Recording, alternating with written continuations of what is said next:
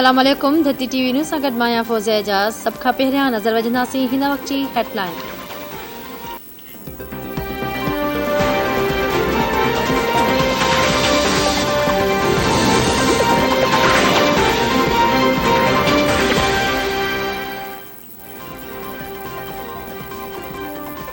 उम्मीद आहे त मुआइने वारी टीम जे दौरे खां पोइ पाकिस्तान ग्रे लिस्ट मां निकिरी वेंदो।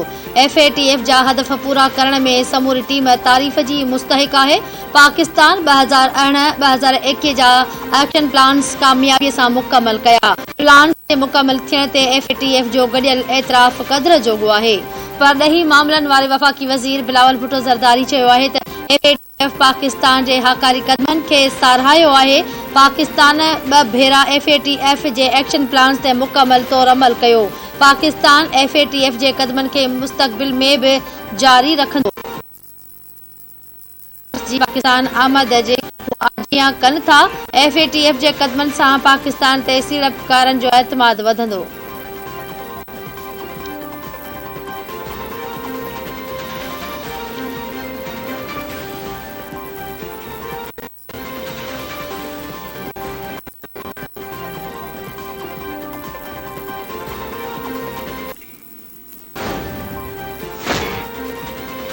इस्लामाबाद में भी बिजली की बचत लाइ कारोबारी मरकज़ रात जो 9 वगे बंद करण जो फैसलो। मार्केट दुकानें शॉपिंग मॉल्स 9 वगे बंद करण जो नोटिफिकेशन जारी कयो वियो। शहर में शादी बंद थींदा। रेस्टोरेंट सिनेमा पार्क ऐं सनती मरकज़ 11 वगे बंद कया वेंदा।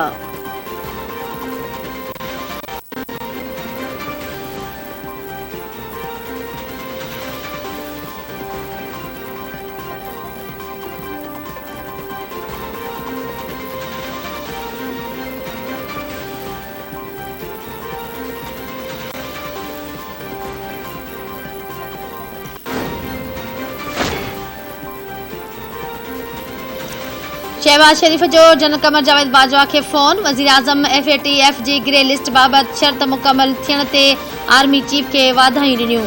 वज़ीर आज़म जनरल हेड क्वार्टर्स में कोर सेल कायम करण वारे आर्मी खान कई। शहबाज शरीफ चयो आहे त कोर सेल में शामिल सिविल मिलिट्री क़यादत ऐं टीम के शाबाश ॾिए थो। पाकिस्तान जी कामयाबी लाइ कम कंदड़ टीम जे हर फर्द ते क़ौम खे फ़ख्रु आहे।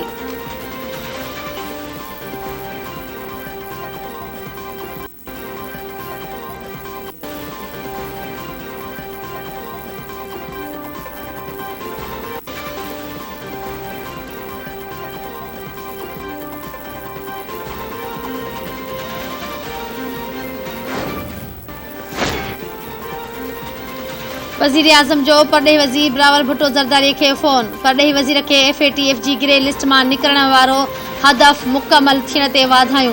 बिलावल भुट्टो ज़रदारी सां ॻाल्हाईंदे वज़ीर आज़म चयो आहे त अव्हां जी क़यादत में टीम खे अहम कामयाबी मिली।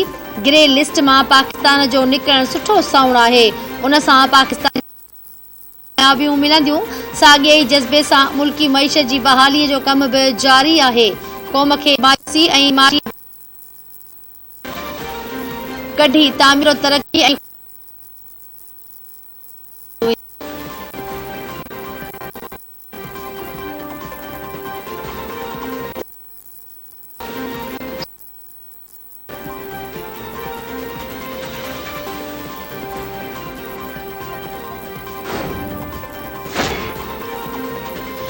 इंशाअल्लाह ईंदड़ हुकूमत पीपल्स पार्टी जी हूंदी। पूरो शेयर वठंदासीं। हुकूमत करण जो मौक़ो मिलियो त पाकिस्तान खे 110 डिग्री ताईं बदिलाईंदसि। हाणे पंजाब में वेहंदसि ऐं सभिनी सां गॾिजी कमु कंदसि।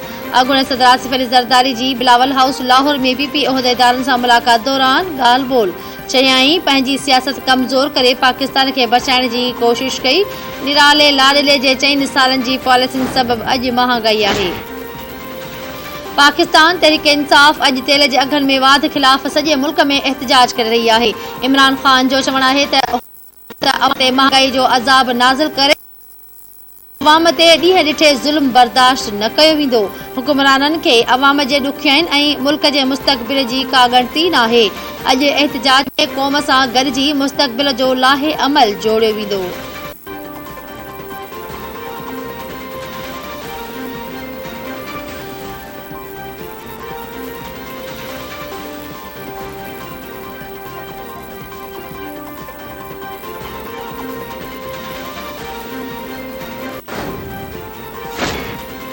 पीटीआई अॻवान फयाज़ुल हसन चौहान पार्टी चेयरमैन इमरान ख़ान जे क़त्ल जी सपारी ॾियण जी दावा कई आहे। पंहिंजे ट्वीट में फयाज़ुल हसन चौहान चयो आहे त इतलाउ आहे त कुझु माण्हू अफ़गानिस्तान में मौजूद कुची नाले दहशतगर्द खे पीटीआई जे चेयरमैन इमरान ख़ान जे क़त्ल जी सपारी ॾिनी आहे।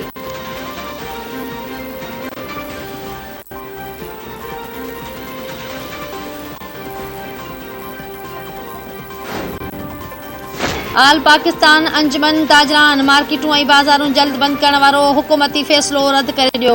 वापारियुनि जी तंज़ीम जे सदर ख़ालिद परवेज़ चयो आहे त कारोबार अॻु में ई तबाह ऐं बदहालीअ जो शिकार आहे। बाज़ार जल्द बंदि करण जो फ़ैसिलो ईद ताईं मुलतवी कयो वञे। वापारी अॻवान अजमल बलोच चयो आहे त वापारी कंहिं बि सूरत में पंहिंजो कारोबार 8 वॻे बंदि न कंदा। हुकूमत वापारियुनि सां मुश्किलातूं न पर सवलायूं पैदा करे।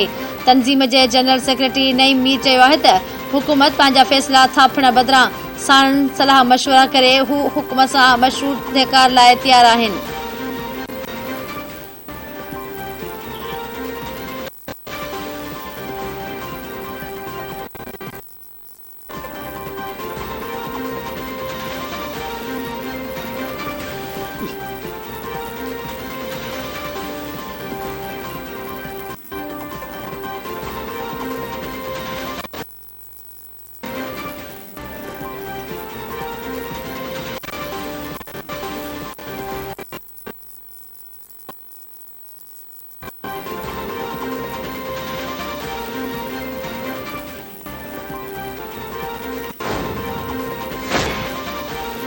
कराची खां लाहौर वेंदड़ ख़ानगी एयरलाइन जी उॾाम सां पखी टकराइजी वियो। हवाई अॾे जे ज़रियनि मूजिबि कप्तान महारत सां जहाज़ खे लाहौर जे हवाई अॾे ते लैंड करायो। जहाज़ में 120 मुसाफ़िर सवार हुआ। उॾाम जे क़ाबिल न हुजण सबबि जहाज़ खे ग्राउंड कयो वियो। लाहौर खां कराची वेंदड़ ख़ानगी एयरलाइन जी उॾाम मुलतवी कई वई। लाहौर जे हवाई अॾे ते पखियुनि जी मौजूदगीअ सबबि हिक ॾींहं में 3 उॾामूं मुतासिर थियूं आहिनि।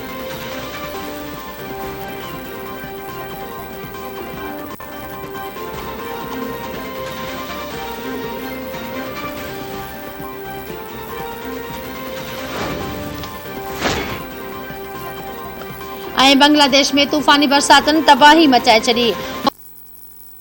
बरसाती बोर सबबि 25 ॼणा लुढ़ी विया। तूफ़ानी बरसातुनि सबबि 40 लख खां वधीक माण्हू मुतासिर थिया। बरसातुनि खां पोइ सहेलट रीजन जा समूरा इलाइक़ा बिजलीअ खां महरूम थी विया। इंतिज़ामिया इमदाद लाइ फ़ौज खे तलब करे वरितो हो।